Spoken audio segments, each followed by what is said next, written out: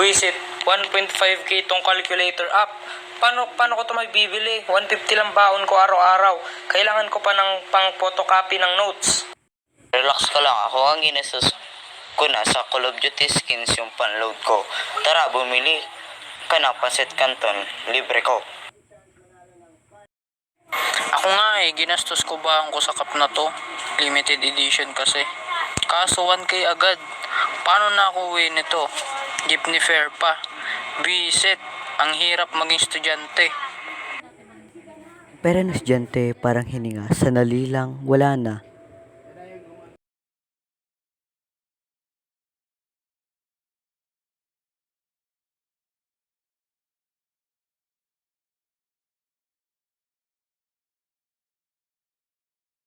Check out na tong 8 color pens. 300 pesos para sa project namin. Sana worth it.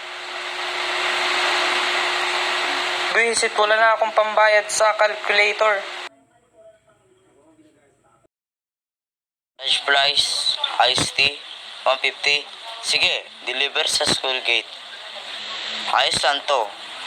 Deserve ko to.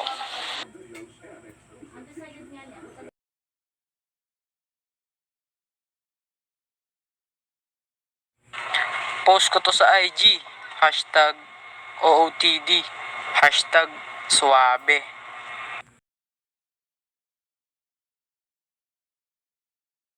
Kaso 1k pala tong cup na to. Hays, sana hindi ko to pagsisiyan. Impulse buys, FOMO, ang ending, zero balance, puro sana all.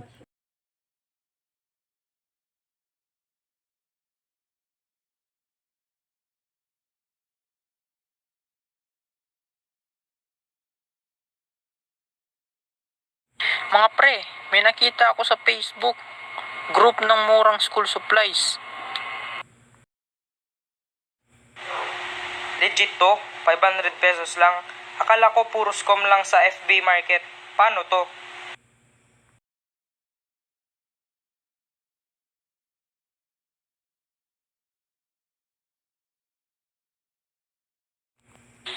Shucks, libre pala mag-print dito sa library. Dati kasi 5 pesos per page. Bako sa computer shop. Ang tanga ko naman. Meron palang swap event sa student center.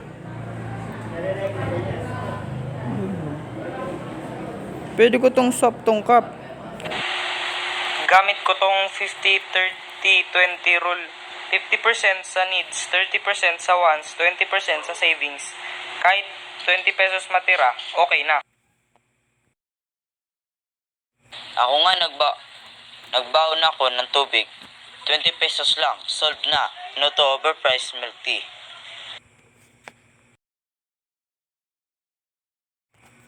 Tara pre, uwi na tayo. Late na tayo uuwi.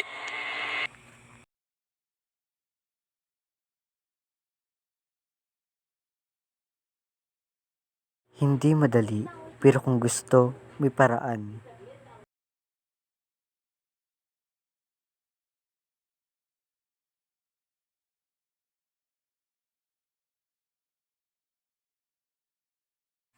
Mga pare, nabili ko na.